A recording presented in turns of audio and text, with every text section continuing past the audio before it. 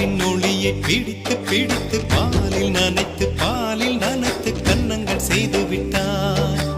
உலக மலர்கள் பறித்து பறித்து 2 பந்துகள் அமைத்து அமைத்து பெண்ணை சமைத்து விட்டார். அழகு என்பது ஆண்பாலா பெண்பாலா என்பதில் எனக்கு சந்தேகம் தீர்ந்தது. அழகு என்பது நிச்சயம் பெண்பாலடா.